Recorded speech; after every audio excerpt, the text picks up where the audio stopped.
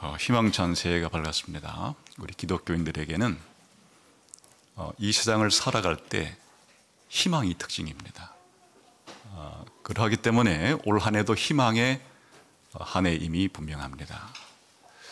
이 희망찬 한 해를 살아가면서 여러분 어떤 소원, 어떤 뜻을 세우셨습니까? 사람들은 흔히 새로운 한 해가 시작되면 뜻을 세우죠. 계획을 세우고 목표를 정합니다. 그리고 자신이 세운 뜻을 이루기 위해서 순간순간 선택을 하고 의사결정을 하면서 많은 노력을 기울입니다. 그런데 우리 기독교인들은 올 한 해를 맞으면서 내가 어떤 뜻을 세울 것인가 하는 것보다 더 중요한 게 있죠. 내가 어떻게 하면 올 한 해 하나님의 뜻을 이해하고 순종할 수 있을까 하는 것이 우리 기독교 신자들의 올 한 해의 뜻이어야 합니다. 예수님께서는 자신의 생애 전체를 아버지의 뜻을 이루기 위해서 왔다 이렇게 말씀하셨죠. 내가 말하고 살아가는 이 모든 것 자체가 내 뜻을 이루러 온 것이 아니고 나를 보내신 아버지의 뜻을 행하기 위해서 왔다. 이게 예수님의 삶의 대원칙이었습니다. 그래서 그의 마지막 십자가의 죽음을 앞두고서도 내 뜻대로 하지 말고 아버지의 뜻대로 이루어지기를 원합니다. 이렇게 하시면서 아버지의 뜻대로 십자가의 죽음을 맞이하셨습니다.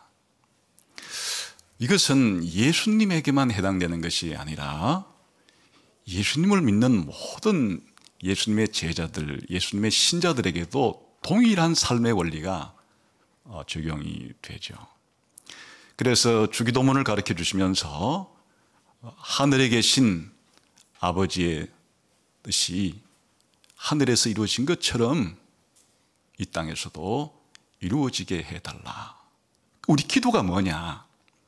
기도는 올 한 해 세운 내 뜻이 이루어질 수 있도록 해 주십시오가 아니라 하나님의 뜻이 하늘에서는 이미 이루어지고 있지만 올 한 해도 이 땅에서 이루어지게 해 주십시오. 내 뜻이 아니라 하나님의 뜻이 이루어지게 해 주십시오. 이렇게 기도를 하라 그러잖아요. 우리의 기도의 가장 중요한 내용은 하나님의 뜻이 나에게서 또 내 가정을 통해서 우리 교회를 통해서 이 세상 가운데 이루어지는 것이어야 합니다. 실제로 불신자와 신자, 기독교인과 비기독교인의 가장 큰 차이는 이것을 통해서도 확인할 수 있습니다. 나더러 주여 주여 하는 자마다 다 천국에 들어갈 것이 아니고 하나님 아버지의 뜻을 행하는 자들만 들어간다. 우리가 영원한 천국에 들어가고 못 들어가고의 가장 중요한 차이가 내 아버지의 뜻을 행하느냐 행하지 못하느냐에 달려 있다는 것입니다. 물론 하나님의 가장 중요한 뜻은 예수님 믿는 거예요. 그러니까 예수님을 믿고 믿지 않느냐에 따라서 천국에 들어가느냐 들어가지 못하느냐의 차이가 있지만 다른 말로 말하면 하나님의 뜻을 행하고 행하지 않는 것 차이가 내가 천국에 들어가고 못 들어가고의 차이를 결정짓는 것이다. 그렇기 때문에 예수님께서는 우리 신자들을 뭐라고 표현하는가 하면 누가 내 형제요 자매냐, 누가 내 어머니냐, 내 아버지의 뜻을 행하는 자들이 내 형제요 자매라. 그렇게 말씀했습니다. 거꾸로 뒤집어 말하면 내 아버지의 뜻을 행하지 않는 자들은 내 가족이 아니다. 내 형제와 자매가 아니다. 내 제자가 아니다. 이렇게 말씀하신 것과도 같은 의미이죠. 그러므로 하나님의 뜻은 우리 신자에게 있어서 가장 중요한 사실 삶의 목표이자 삶을 살아가는 원칙이기도 합니다. 오늘 사도 바울은 기독교인들이 어떻게 살아가야 되느냐, 자세히 주의해서 어떻게 살아갈지를 심사숙고하며 살아가야 되는데, 그 중요한 원리를 크게 이렇게 살지 말고 이렇게 살아라 하는 것으로 말을 했죠. 지혜 없는 자처럼 살지 말고 지혜 있는 자처럼 살아서 때가 악한 것을 알고 세월을 아끼라, 모든 기회를 잘 선용을 하라, 이렇게 말씀하셨고, 두 번째는 어리석은 자처럼 살지 말고 주의 뜻이 무엇인지를 이해하며 살아라, 이렇게 말씀을 했고, 세 번째는 술 취하지 말고 성령 충만한 삶을 살아라, 이렇게 말씀했죠. 여기에서 오늘 우리들은 어떻게 올 한 해를 살아가야 될까 하는 이 중차대한 물음에 대해서 주의 뜻이 무엇인지 이해하고 살아가라 하는 말씀에 대해서, 이 말씀의 의미가 뭔지, 어떻게 하는 것이 주의 뜻을 우리가 이해하면서 살아가는 것인지를 함께 살펴보려고 합니다. 여기에 주의 뜻이라 하는 것은 이제 다른 말로는 하나님의 뜻과 동의어입니다. 예수님의 뜻과 하나님의 뜻은 하나예요. 하나님의 뜻이 따로 있고 예수님의 뜻이 따로 있는 게 아니에요. 왜냐하면 예수님이 삼위일체 하나님 중에 한 분이시기 때문에, 곧 하나님의 뜻은 예수님의 뜻인 것이고 예수님의 뜻은 하나님의 뜻이에요. 그래서 하나님의 뜻이 무엇인지를 이해하고 살아라, 이런 표현도 같은 이야기인데, 그 이야기를 주의 뜻이 무엇인지를 이해하며 살아라, 이래 말을 했습니다. 그것은 예수님의 그런 신성에 대한 함축적인 의미도 있지만, 중요한 것은 주의 뜻이든 하나님의 뜻이든 성경은 같은 의미로 사용한다. 그래서 하나님의 뜻이 무엇인지를 이해하고 살아가야 된다 하는 말이 되는 것입니다.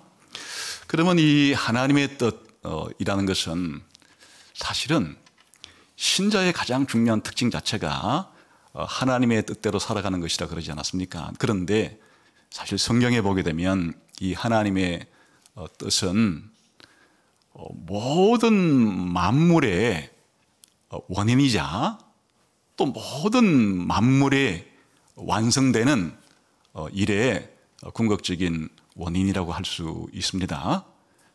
다시 말하면 성경에 하면 하나님께서 이 세상을 창조하셨는데 하나님의 뜻에 의해서 창조했습니다. 하나님의 뜻대로 이 세상을 창조했습니다.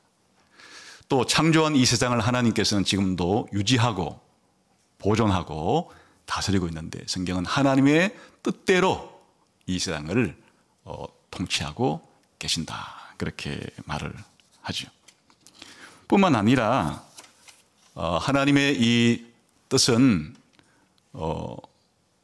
택하신 자들을 하나님께서 선택하시고 택하지 않은 자들은 하나님이 버려두시는, 이것도 하나님의 뜻대로 그렇게 하신다, 그렇게 말을 하죠. 더 나아가서 우리 신자들이 거듭나는 것도 하나님의 뜻에 의해서 거듭난다. 우리가 거룩하게 되는 것도 하나님의 뜻에 대해서 그렇게 된다. 사실 우리 신자의 삶만이 아니라 더 넓게는 이 나라의 흥망성쇠, 그리고 불신자를 포함한 모든 한 개인들의 생사화복이 하나님의 뜻에 의해서 이루어진다. 심지어는 참새 한 마리가 땅에 떨어지는 것도, 머리카락 한 올이 땅에 떨어지는 것도 하나님의 뜻 없이는 되어지는 것이 없다. 이게 성경이 우리에게 가르쳐주는 가장 중요한 진리 가운데 하나예요. 그러니까 우리 신자들은 왜 희망을 가지고 이 땅을 살아가느냐? 그것은 이 세상이 창조되고 유지되고 보존되고 통치되고 장차 새하늘과 새 땅으로 완성되는 모든 것이 하나님이 뜻대로 계획하신 일이고, 또 그 뜻대로 반드시 이루어질 것이기 때문에 하나님께서 가지고 계신 이 뜻의 영원함과 불변함과 위대함 때문에 우리들은 이 세상에서 벌어지는 온갖 종류의 일들에 대해서 하나님을 신뢰할 수가 있고 하나님을 믿음으로써 미래에 대한 최종 완성에 대한 영광을 가지고 매일매일 희망차게 살아갈 수가 있는 것이죠. 이게 하나님의 뜻대로 되기 때문에 그런 거예요. 만일 이 세상이 하나님이 세운 뜻이 있어도 하나님의 뜻대로 안 될 수도 있다면 우린 불안하겠죠. 하나님의 뜻대로 안 되면 어떻게 하나. 그러나 하나님의 뜻은 반드시 이루어지기 때문에 우리들이 세상을 살아갈 때 잠시는 내게 안 좋은 일이라는 것 같아도 이조차도 하나님께서 모든 것을 합력하여 선을 이루시는 분으로 우리에게 계시해 주고 있기 때문에 신자들은 이 세상을 담대하게 또 희망을 가지고 살아갈 수가 있는 것이죠. 그런데 이렇게 성경에서는 모든 것이 하나님의 뜻이라고 말할 정도로 하나님의 뜻이 중요하게 여기지는데 성경을 읽어보게 되면 이런 하나님의 뜻을 크게 한 두 가지 정도로 구분을 가지고 이해하면 하나님의 뜻이 무엇인지를 조금 더 구체적으로 알 수가 있습니다. 그래서 하나님의 여러 가지 이와 같은 뜻을 그냥 뭉쳐서 다시 한번 생각해 본다면 하나님의 뜻을 두 가지로 구분을 해 볼 수가 있다. 어떤 구분인가? 숨겨진 하나님의 뜻과 우리에게 알려주신 하나님의 뜻으로 그렇게 구별을 해볼 수 있겠죠. 우리 한번 성경 한 구절을 읽어보겠습니다. 신명기 29장 29절입니다.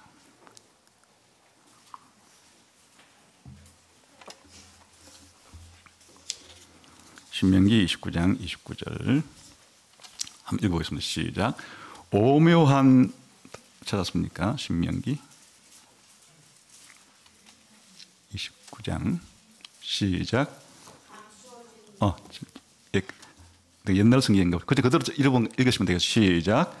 감추어진 일은 우리 하나님 여호와께 속하였거니와 나타난 일은 영구히 우리와 우리 자손에게 속하였나니 이는 우리로 율법의 모든 말씀을 행하게 하리 하십니다.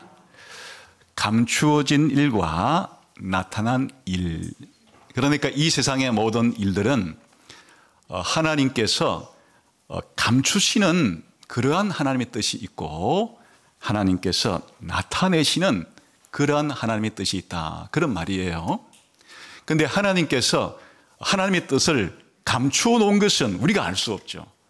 그건 영원히 하나님만 아시는 일인데 하나님께서는 하나님의 이런 뜻을 자신 혼자만 영원히 알지 않으시고 그 중에 일부를 하나님께서 우리에게 나타내 주세요.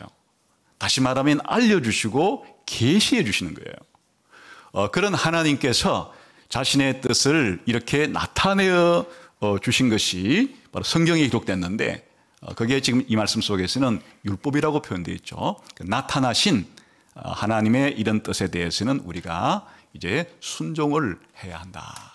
이렇게 말씀하고 있죠. 그래서 하나님의 뜻을 이렇게 두 가지로 구분할 수 있는 가능성, 감추어진 하나님의 뜻과 나타내어 주신 하나님의 뜻.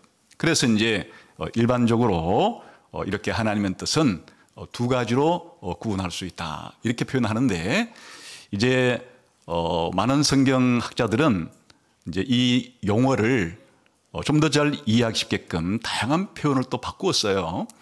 이렇게 감추어진 하나님의 뜻을 뭐라고 부르는가 하니까 하나님의 작정하신 뜻, 하나님의 작정의 뜻이다. 이렇게 표현하기도 하고 나타내어 주신, 계시해 주신 이런 하나님의 뜻을 교훈적인 하나님의 뜻 혹은 도덕적인 하나님의 뜻 혹은 명령적인 하나님의 뜻, 뭐 여러 가지 이름들로 그렇게 분류를 하는데 핵심은 그것이에요. 무엇인가 하면 하나님께서 영원 전부터 가지고 계시는 이 창조와 새 창조에 대한 계획은 감추어진 뜻이죠.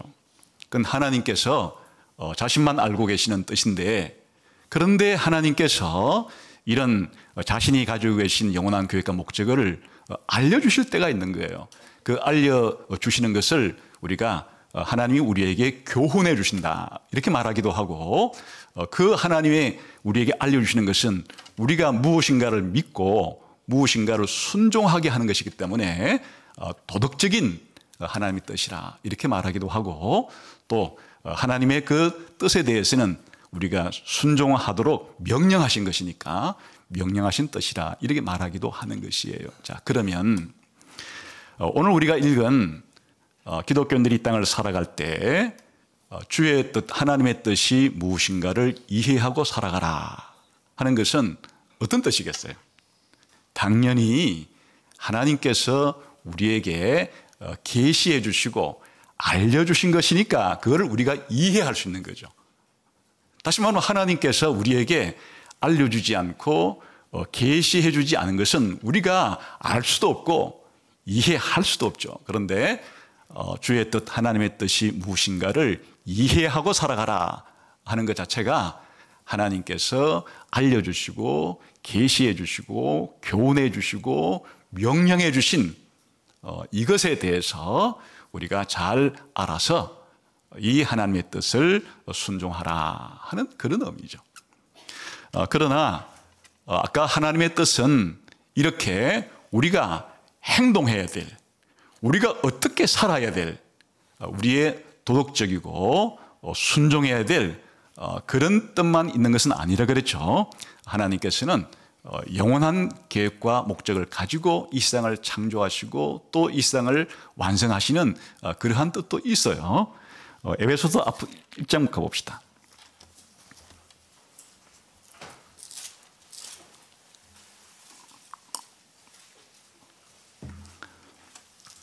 에베소서 1장 1절 한번 읽어봅시다. 시작.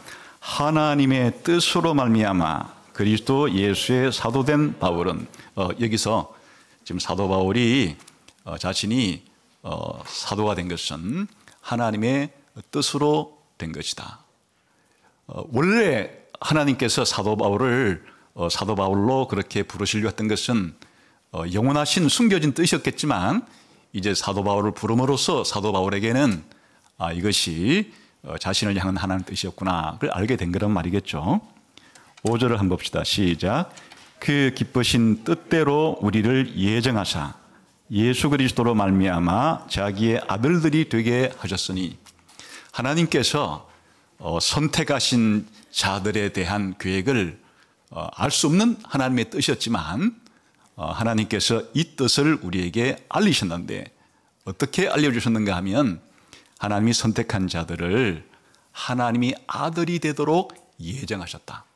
그러니까 하나님이 구원해 주시기로 선택을 한 사람들은 하나님께서 하나님의 아들이 되도록 그렇게 하셨다. 그 영원하신 감추어진 하나님의 뜻을 이제 이 성경을 통해서 우리들에게 계시해 주었어요. 그뿐 아니라 9절도 봅시다. 시작. 그 뜻의 비밀을 우리에게 알리신 것이요 그의 기뻐하심을 따라 그리스도 안에서 때가 찬 경륜을 위하여 예정하신 것이니, 10절까지요. 하늘에 있는 것이나 땅에 있는 것이 다 그리스도 안에서 통일되게 하려 하심이라.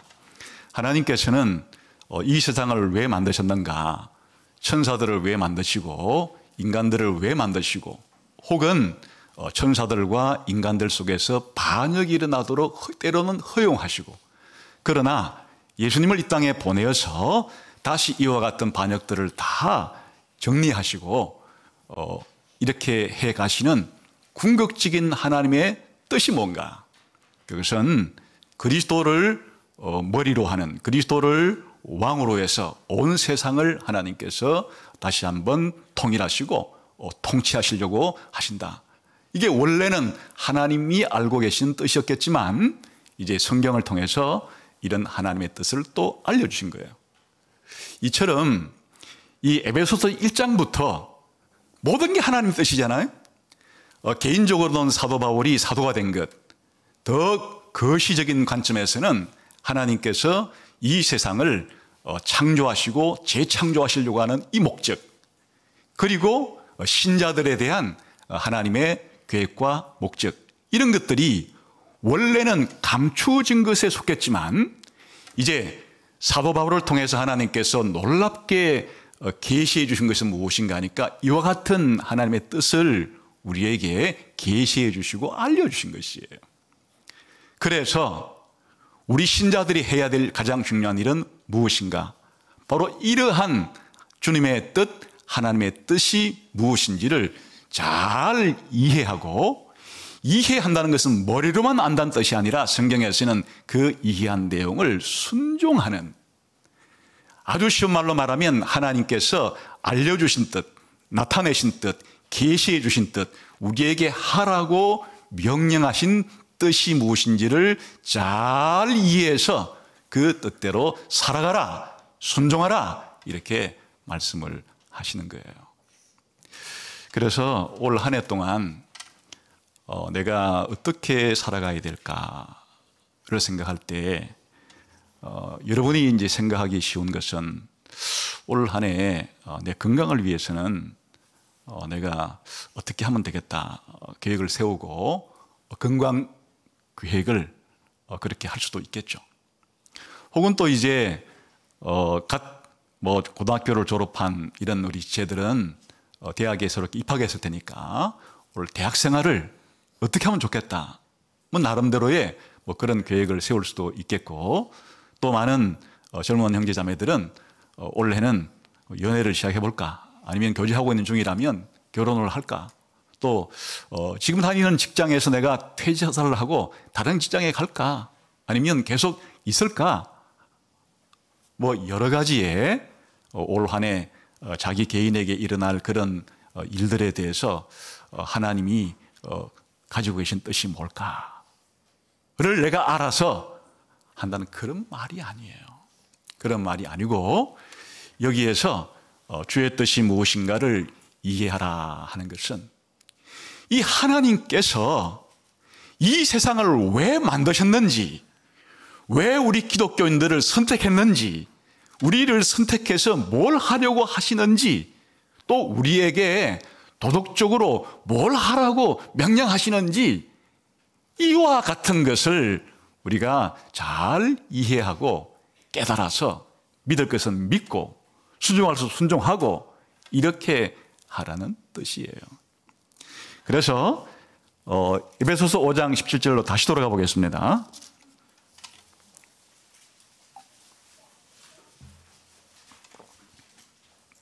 같이 읽어보죠. 시작. 그러므로 어리석은 자가 되지 말고 오직 주의 뜻이 무엇인가 이해하라. 이 주의 뜻이 무엇인가 이해하라는 말이 문맥상으로 보게 되면은 앞에 지혜롭게 되어서 세월이 약한 줄을 알고 세월을 잘 아끼라 하는 것이 주의 뜻이 무엇인가를 이해하고 살아가는 삶과 연결되어 있죠. 또 그 이후에는 술 취하지 말고 성령 충만하게 살아라. 성령 충만한 삶이라고 하는 것은 우리가 하나님께 찬양을 드리고 감사를 하고 피차 순종하는 것. 더 나아가서 이 순종이라는 것도 남편이 아내에게, 아내가 남편에게, 부모가 자식에게, 자식이 부모에게, 주인이 종에게, 종이 주인에게 해야 할 일을 하나님께서 알려주신 것이에요. 이런 것들을 하나님께서 우리에게 뭘 하라고 했는지, 이와 같은 일들을 잘 깨달아서 이 말씀대로 순종해라 하는 말이에요. 그 앞부분의 내용과 연결시켜 보게 되면 5장 1절부터 14절까지도 마찬가지예요.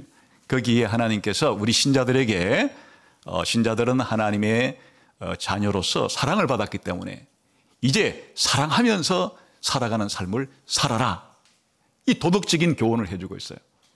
또는 5장 7절부터 보게 되면은 우리가 이제는 빛의 아들들이 되었기 때문에 어두움에 속한 사람들처럼 살지를 말고 빛의 자녀처럼 살아라.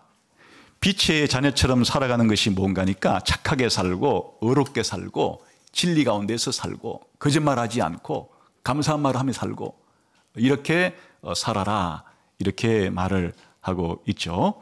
그래서 주의 뜻이 무엇인지 이해하며 살아라고 하는 말의 동의어는 앞에 10절에 나와요. 10절 한번 봅시다.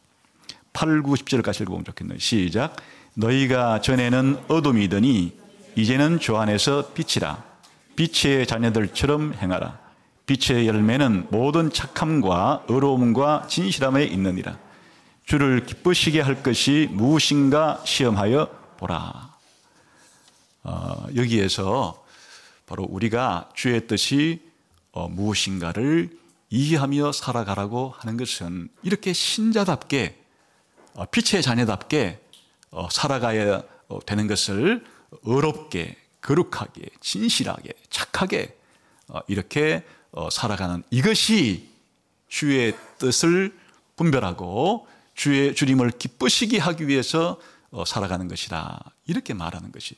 그래서 성경에 나오는 대다수의 우리들에게 향한 하나님의 뜻은 모르는, 알려주지 않은 그런 하나님의 뜻에 대해서 하나님, 이 내가 알지 못하는 비밀스러운 일을 알려달라는 것이 아니라 하나님께서 이미 우리에게 알려주시고 나타내주시고 계시해주시고 하라고 하신 하나님의 이 도덕적인 명령을 잘 알아서 이 명령대로 살아가라 하는데 강조점이 있는 것이에요. 그래서 하나님의 뜻은 신비하게 알 수 없는데 내가 기도를 통해서 하나님 내 귀에 속삭여 주거나 무엇인가 보여주거나 이와 같은 것을 통해서 알려주시는 데 목적이 있는 것이 아니고 나타내어 주신, 가르쳐 주신 하나님의 이 뜻에 따라서 내가 도덕적으로 선하게, 거룩하게, 진실되게 사랑하면서 빛의 자녀답게 이렇게 살아가라는 것이 바로 우리를 향하신 하나님의 뜻이고, 그것을 잘 알아서 순종하라, 그런 뜻이에요. 사도 바울이 몇 가지 이와 같은 말씀을 하신 것을 대표적으로 한번 보죠. 데살로니가 전서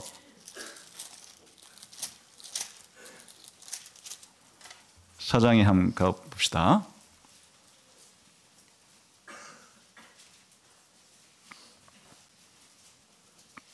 데살로니가 4장 3절부터 몇 구절을 쭉 한번 읽어보겠습니다. 시작. 하나님의 뜻은 이것이니 너희의 거룩함이라. 곧 음란을 버리고 각각 거룩함과 존귀함으로 자기의 아내 대할 줄을 알고 하나님을 모르는 이방인과 같이 생욕을 따르지 말고 이 일의 분수를 넘어서 형제를 해하지 말라. 이는 우리가 너희에게 미리 말하고 정언하신 것 같이 이 모든 일에 주께서 신원하여 주심이라. 하나님이 우리를 부르심은 부정하게 하심이 아니요 거룩하게 하심이니 그러므로 저버리는 자는 사람을 저버림이 아니요 너희에게 그의 성령을 주신 하나님을 저버림이니라. 그냥 올 한 해 나를 향한 하나님의 뜻이 뭘까? 분명하게 하나님은 이미 가르쳐 줬어요. 너희를 향하신 하나님의 뜻은 너희가 거룩하게 되는 거다.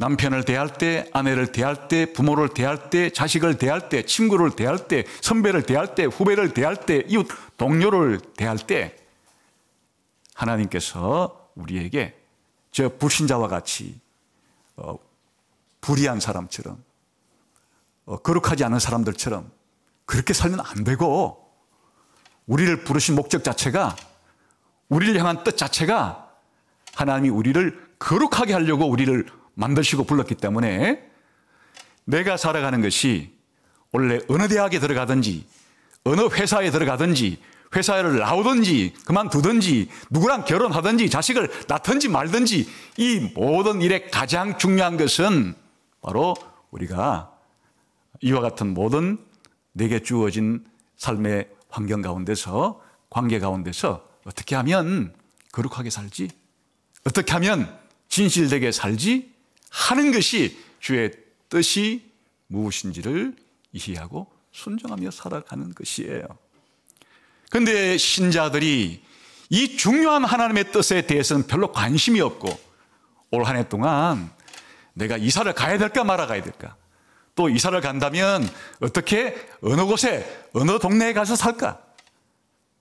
원래 내가 누구를 만나서 어떻게 결혼을 해야 될까 말아야 될까? 혹은 이 회사를 내가 다녀야 될까 말아야 될까?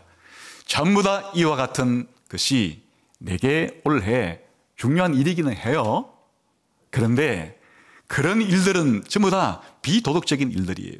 사실은 내가 원래 이사를 어느 동으로 가든 어떤 집으로 가든 그 자체가 나를 거룩하게 하는 것은 아니죠. 내가 어느 회사에 가든 어느 회사에 나오든 이와 같은 일이 내 일상생활에 먹고 사는데 중요한 문제이긴 하나 하나님의 뜻은 무엇인가 하니까 회사에 그대로 있건 퇴사를 하건 다른 회사를 가건 우리가 회사 생활을 할 때 중요한 것은 하나님의 뜻대로 거룩하게 살아가는 것이 하나님의 뜻이지 어느 회사를 가느냐 마느냐 나오느냐 마느냐 하는 것 자체가 올 한 해 내게 있어서 중요한 뜻은 아니라 그 뜻이에요. 또 다른 의미로 말하면 5장 16절부터 18절 봅시다.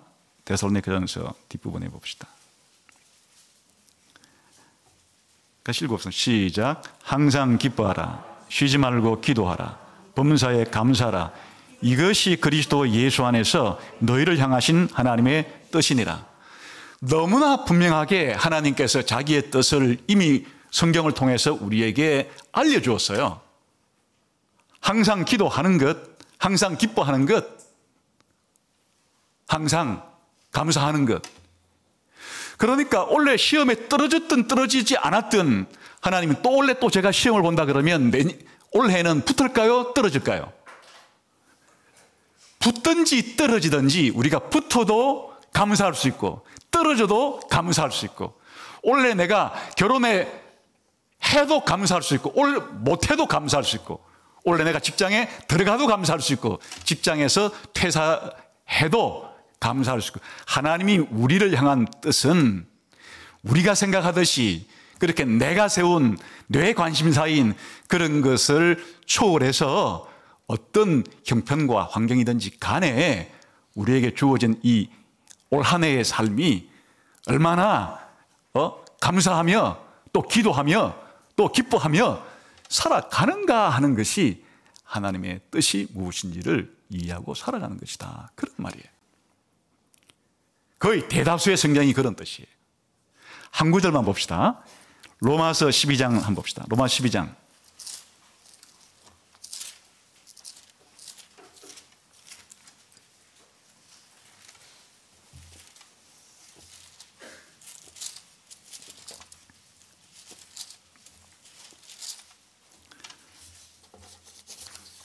로마서 12장 1, 2절을 우리 함께 읽어보겠습니다. 시작. 그러므로 형제들아 내가 하나님의 모든 자비하심으로 너희를 권하노니 너희 몸을 하나님이 기뻐하시는 거룩한 산 제물로 드리라. 이는 너희가 드릴 영적 예배니라. 너희는 이 세대를 본받지 말고 오직 마음을 새롭게 함으로 변화를 받아 하나님의 선하시고 기뻐하시고 온전하신 뜻이 무엇인지 분별하도록. 여기 조금 더 상세하게 하나님의 뜻이 무엇인지를 분별을 하라. 하나님의 뜻을 하나님의 선하시고 기뻐하시고 온전한 뜻이 무엇인지 분별하도록 하라. 이게 이런 뜻이 아니란 얘기예요. 올 한 해 내가 자녀를 낳을까 말까. 올 한 해 무슨 목적이 있어서 피임을 지속할까? 아니면 올 한 해 자녀를 낳아야 될까? 하나님의 제가 자녀를 낳아야 될지 말아야 될지. 그리고 지금은 이제 한 명을 낳았는데 또 한 명을 낳아야 될지 말아야 될지. 하나님의 선하시고 기뻐하시고 온전하신 뜻이 제가 자녀를 하나 더 낳는 겁니까? 아니면 이 정도에서 멈추는 겁니까? 하나님 올 한 해 자녀를 낳아야 될지 말아야 될지를 하나님의 선하시고 기뻐하시고 온전하신 뜻이 무엇인지를 알려주세요. 이런 뜻이 아니라 그거죠 지금. 하나님께서 우리에게 올 한 해 살아갈 때 하나님의 뜻이 선하시고 기뻐하시고 온전하신 뜻은 이미 알려주었어요. 그게 뭔가 하면은 앞에 나오잖아요. 우리의 몸을 하나님이 기뻐하시는 거룩한 산제물로 드리는 삶을 살아라. 이게 하나님의 선하시고 기뻐하시고 온전하신 뜻이에요. 이 세대를 본받지 말라. 이 세상의 가치관과 풍속을 따르지 말라. 이게 하나님의 선하시고 기뻐하시고 온전하신 뜻이에요. 그리고 새롭게 함으로 마음의 변화를 받아라. 우리의 생각과 가치관과 우리의 자세와 우리 인생의 목적과 태도와 살아가는 방식을 하나님 말씀대로 새롭게 바꾸라. 그래서 여기에 선하시고 기뻐하시고 온전하신 뜻, 전부 다 성경 말씀에 대한 수식어들이에요. 하나님의 말씀이 선하고 하나님의 말씀이 온전하고 하나님의 말씀이 하나님을 기쁘시게 만드는 것들이에요. 그러니까 여러분, 이것은 잘 들으세요. 올 한 해 동안 내가 내 공부의 계획, 내 신체의 건강의 계획, 뭐 결혼 계획, 직장에 대한 계획, 그리고 자녀에 대한 계획을 세우지 말라는 얘기가 아니에요. 또 하나님께서 우리가 그런 것을 하는 것에 관심이 없다는 얘기가 아니에요. 하나님은 당연히 우리가 그런 일을 하는 일에 관심을 가지시죠. 그런데 우리의 관심사와 하나님의 관심사가 너무나 큰 차이가 나는 것이에요. 하나님의 관심사는 우리가 생각하듯이 올 한 해 동안 그런 것을 하는데 온통 내 머릿속을 가득 채우듯이 그렇게 하나님께서 관심을 가지는 것이 아니고, 하나님의 관심사는 우리가 그런 일들에 대해서 어떤 결정을 하건 어떤 일을 살든지 간에 하나님께서 우리에게 원하시는 것은 이 세상을 본받는 삶을 살면 안 된다. 그리고 우리의 생각 자체를 하나님의 가치관으로, 하나님의 계획과 목적을 아는 것으로, 또 하나님이 뭘 하라는 것을 우리가 알고서 순종하고자 하는 마음으로 이런 것을 채워야 한다, 그런 말이에요.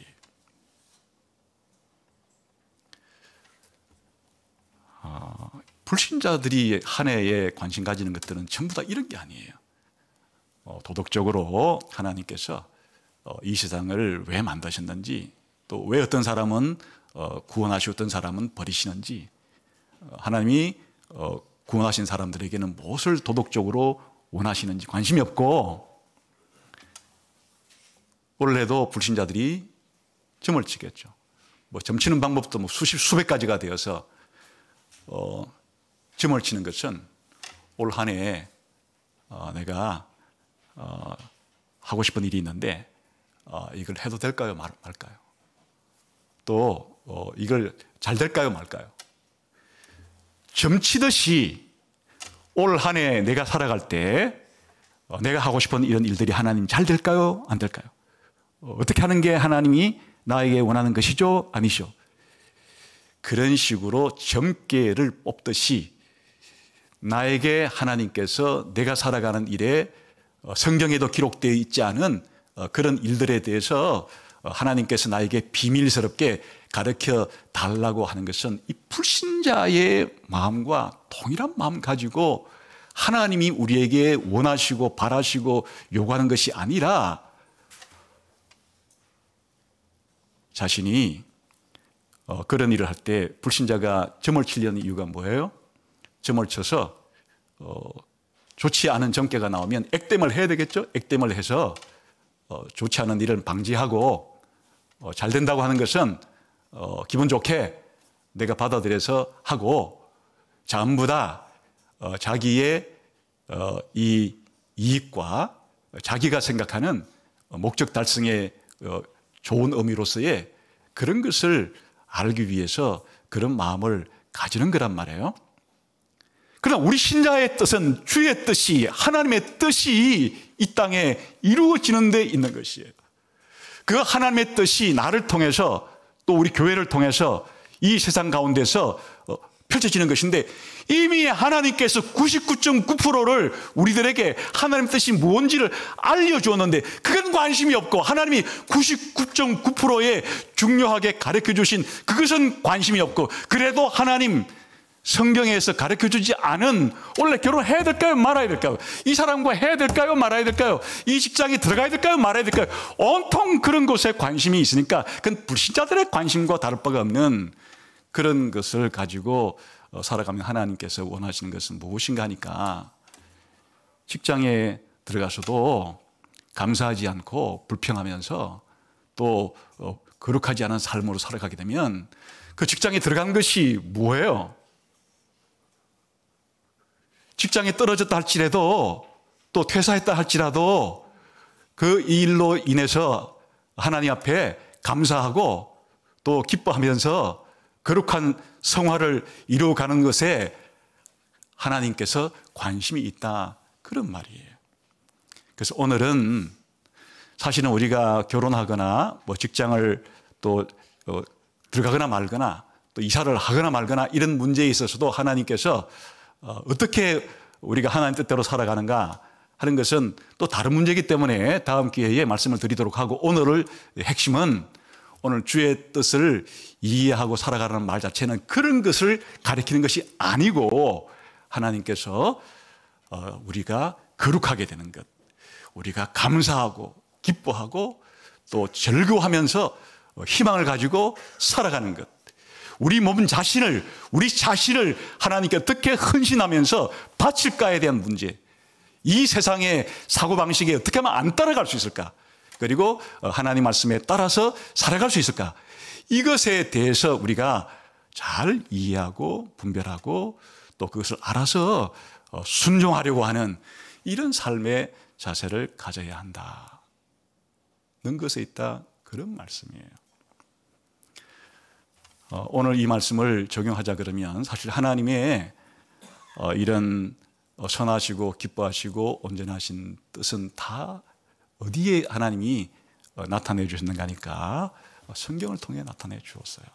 그래서 오늘날 주의 뜻이 무엇인지를 잘 이해하고 살아가는 오늘 한 해의 적용은 성경을 더 많이 읽고 더 자세하게 읽고 더 잘 배우고, 그래서 하나님께서 이 세상을 창조하시고 이 세상을 이끌어 가시고 이 세상을 완성하시는 하나님의 이 계획을 발표해 주었는데, 하나님의 이런 계획과 목적을 더 잘 알고, 그리고 신자인 나에게 하나님이 궁극적으로 이 땅을 살아갈 때 뭐를 원하는지, 다시 말하면 독신으로 살든지 결혼하며 살든지 자식이 있게 살든지 자식을 몇 명 가지고 살든지 어떤 직업을 가지고 살든지를 막론하고, 결혼을 하든 안 하든 상관없어요. 결혼한 이후에 자식을 가지든 안 가지든, 또 하나 가지든 10명을 가지든, 내가 회사를 어떤 직업을 택하든 사실은 이 모든 것에도 어떤 환경과 형편이 있더라도 우리에게 원하시는 그 하나님의 뜻대로 살아가는 것은 우리에게 올 한 해 주님의 뜻을 분별하는 데 있어서 가장 중요한 것이다. 그래서 올 한 해 작년보다도 성경 말씀을 읽는 것에 더 힘을 기울여야 합니다.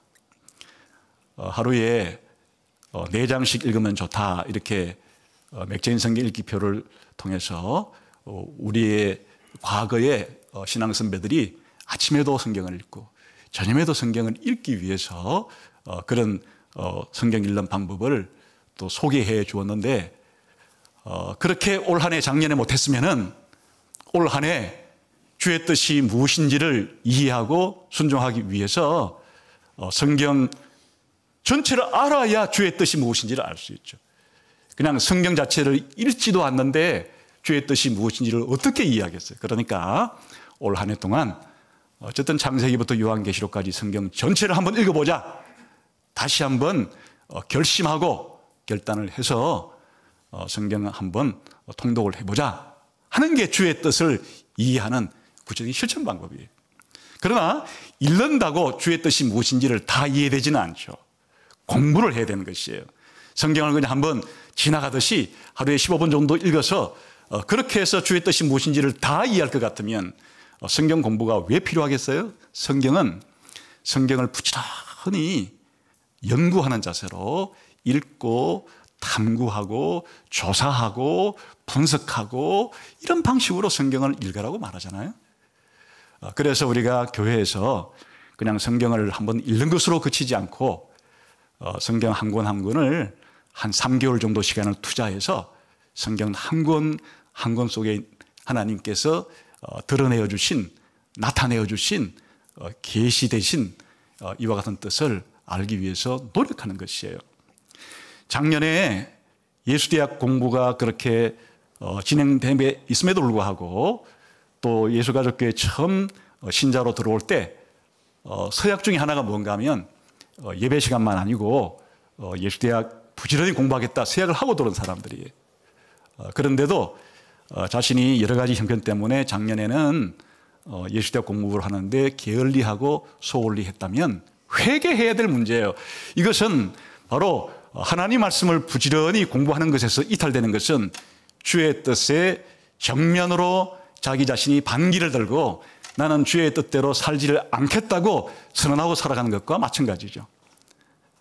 특히 우리 예수가족교회에서 신학 박사님들을 그렇게 협동 목사님으로 모시고 그냥 우리 평범한 우리들 목회자들이나 우리들이 서로 성경을 가르치고 배우는 것보다 더 잘 배우기 위해서 신학 교수님들이 함께 교회에서 동역하면서 성경을 잘 가르쳐주고 계시잖아요. 이런 좋은 기회, 이런 혜택들을 잘 사용하는 것이 세월을 아끼는 것이고 시간을 아끼는 일이에요. 기회를 잡는 일이에요. 올 한 해 적어도 많은 시간도 아니에요. 일주일에 1시간 정도 성경을 좀 깊이 공부하자 하는 것이 예수대학인데 일주일에 1시간도 성경 연구하는 일에 투자하지를 않는데 어떻게 주의 뜻이 무엇인지를 이해하고 순종하며 살아간다는 거예요. 그런데 이건 하지를 않고 온통 올해 관심이 결혼해야 될까요? 말아야 될까요? 이 사람이에요? 아니에요? 직장 올해 퇴사할까요? 말까요? 자녀를 한 명을 더 낳아야 될까요? 말까요? 전부 다 하나님께서 성경을 통해서 말해주지 않을 때는 다 이유가 있는 것이에요. 만일 하나님께서 그렇게 말해주는 것이 하나님의 뜻이었다면 아침에 일어날 때 올 하루 24시간 내가 무슨 일을 해야 될지를 그냥 총 천년색 그림으로 하나님이 보여주시든지 하시지 왜 수천 년 동안 하나님 백성들에게 그런 방식으로 하나님이 우리를 인도하지 않는 것이에요. 그것은 우리가 성경을 읽고서 읽은 내용을 바탕으로 우리의 머리를 써서 우리가 살아가는 삶 가운데서 구체적으로 적용하면서 살아가는 것이 하나님의 뜻이기 때문에 그런 식으로 일일이 내가 알고 싶은 그런 문제를 가르쳐주지 않고 오히려 하나님의 뜻을 깨달음으로써 적용하며 살아갈 수 있도록 성숙하게 우리를 인도하도록 그렇게 하시기 때문에 그런 거예요. 마치 우리가 1살짜리, 2살짜리 애들에게는 일일이 알려주죠. 그러나 자녀가 어느 정도 되게 되면 부모가 이미 많이 가르쳐 놓은 것이 있기 때문에 부모가 원하는 착한 사람이 되고 정직한 사람이 되라고 하는 것이 어떤지를 자녀 스스로가 부모의 뜻을 깨우쳐서 살아가는 것이 성숙한 삶이듯이 왜 누구랑 결혼하는지를 하나님이 풍선의 얼굴을 사진 찍어서 꿈속에 보여주거나 환상 가운데 보여줘야만 하나님 뜻이라고 생각하는 거예요. 왜 내가 직장에 들어가고 안 들어가는 것을 직장에 나올 것 같으면 내가 다니는 직장이 홍수가 난다 지진이 나서 무너지는 그림을 보여준다든지 아니면 내가 새롭게 들어갈 직장은 문을 열어준다든지 이렇게 매일매일 하지 않고 왜 하나님이 그렇게 하지 않는다는 것이에요. 우리가 그런 식으로 인도하는 것이 하나님의 뜻이 아니기 때문에 그런 것이에요. 하나님께서 우리의 성경에 기록되어 있지 않은 그런 내가 궁금해하는 그런 문제는 하나님 그러면 어떻게 우리를 인도하시는가? 대원칙을 말하자면 계시하신 주의 뜻을 이해하고 분별하고 잘 깨달아서 그것을 적용하는 삶으로 살아가는 것이 그게 신구약 시대에 하나님 백성을 인도하시는 하나님의 대원칙이기 때문에 뿐만 아니라 여러분이 이 주일에 예배가 무척이나 중요하죠. 왜냐하면 하나님께서는 우리 스스로 개인적으로 성경을 읽고 또 연구할 뿐 아니라 사실은 교회에 이 성경을 주님의 뜻을 잘 가르쳐 줄 사역자들을 세웠기 때문에 목사와 교사 혹은 사도와 선지자 이런 부류에 속하는 사람들을 하나님께서 교회에 주신 목적 자체가 주의 뜻이 무엇인지를 이런 방식으로 가르쳐 주기 위한 것이에요. 그렇기 때문에 매 주일의 예배와 우리가 드리는 예배 시간에 설교를 통해서 전해주시는 주님의 뜻에 대해서 잘 분별하고 또 이해한다는 것은 단순히 머릿속으로 아는 것을 넘어서서 순종한다는 그런 말이죠.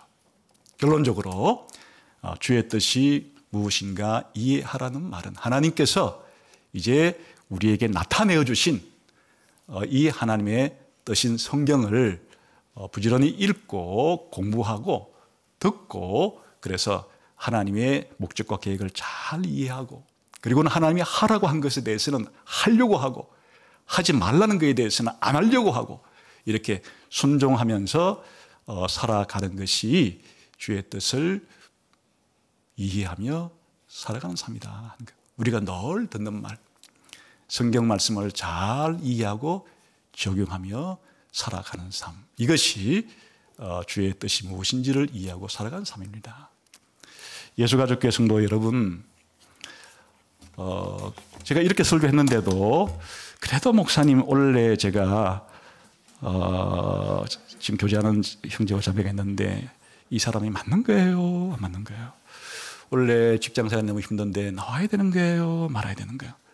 그런 관심은 당연히 우리가 관심이 있는 문제이긴 하니까 앞으로 이런 문제들은 어떻게 하나님께서 그럼 해결하라고 했는가는 다음 기회에 말씀드리겠고 오늘은 그것보다 99.9%의 하나님의 더 중요한 관심사는 우리가 이 사람이랑 결혼하든지 안 하든지 직장에 계속 다니든지 말든지 전부 다 올 한 해 성경 말씀을 더 읽고 연구하고 이해하고 순종해서 더 거룩한 삶, 더 정직한 삶, 더 의로운 삶, 더 빛의 자녀다운 삶을 살아가는 것이 하나님의 뜻이기 때문에 우리도 이 뜻을 올 한 해 나의 뜻으로 삼고 하나님의 뜻을 잘 이해하고 순종해야 되겠다라는 각오와 결심을 다지는 오늘의 시간이 되고 올 한 해가 되어지기를 주님의 이름으로 축원합니다.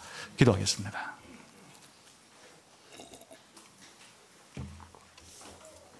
하나님 아버지 참 감사합니다. 영원하신 하나님의 계획과 목적을 감추지 않으시고 이제 우리들에게는 예수님을 통해서 사도 바울을 통해서 다른 사도들을 통해서 성경 안에 명백하게 나타내어 주시고 알려주신 것을 감사합니다. 이제는 우리가 흑암 가운데 머물지 않고 지혜 없는 자처럼 살아가지 않고 빛 가운데서 하나님이 계시해 주신 하나님의 뜻을 알고서 올 한 해도 감사하며 기뻐하며 기도하며 전도하며 더욱더 거룩해지기를 힘쓸 수 있는 저희 모두가 되게 해 주옵소서. 예수님 이름으로 기도하옵나이다. 아멘.